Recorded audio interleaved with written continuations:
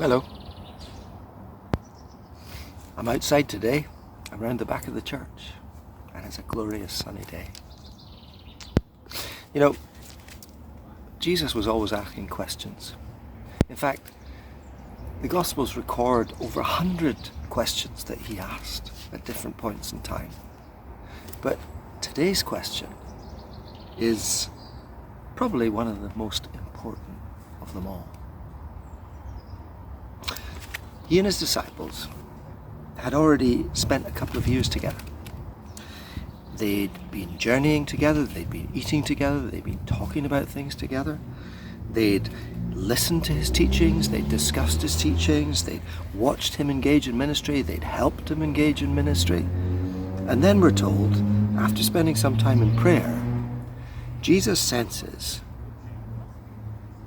that the time has come. It's time for the big question. Listen to what happens. Luke chapter 9, beginning at verse 18. Once, when Jesus was praying in private, and his disciples were with him, he asked them, "Who do the crowds say I am?" They replied, "Some say John the Baptist, others say Elijah, still others that one of the prophets of long ago has come back to life." "But what about you?" Jesus asked. "Who do you say I am?" You know, I can imagine the silence that followed his question. Because this is it. This is the moment of truth. This is the turning point. This is when Jesus finds out whether or not all the time and energy he has invested in this ragtag bunch of individuals is actually going to bear fruit. Are they going to be like the crowds? Are they going to look to the past, to the prophets of old, to Elijah, John the Baptist even? You know, it's always tempting, isn't it? To dwell in the past. Oh, the good old days. Oh, you know, the days when God was mighty in this land and his word was truth and everybody paid attention and people flocked to worship on Sundays. But you know, I don't think that's what Jesus wants us to do at all.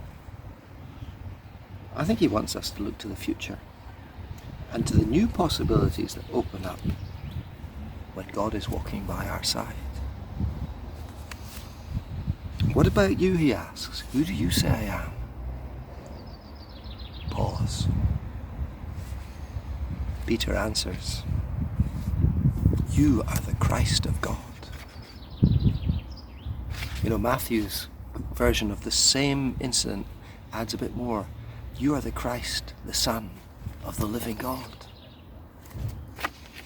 You know, I can only begin to imagine that sense of exhilaration and joy that Jesus must have felt when he heard Peter say these words.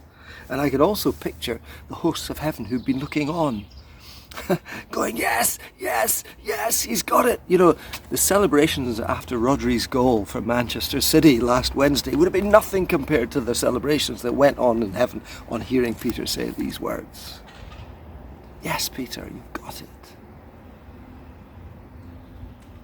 Welcome to my world," says Jesus. "Welcome to my world."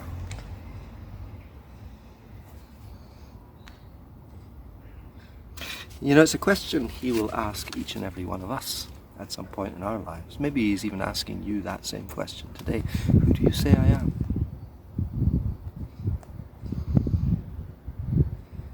How we answer affects everything. You see, Jesus the teacher, Jesus the prophet, Jesus the friend, Jesus the great person to be with, that's fine and well, but we can still walk away if we choose. We can take him or leave him. But Jesus the Christ, the Son of the living God, that's a different matter altogether. And yes, walking with him is not plain sailing. Peter was going to discover that. But it's still wonderful. It's still exhilarating. It's still joyful. It's still enriching. It's walking in his world, where God is with you and all things are possible. Shall we pray? Lord Jesus, forgive us the times when we forget who you are, and open our eyes to your presence today and in the week to come, wherever we are and wherever we go. We ask this for your glory. Amen. Have a good week.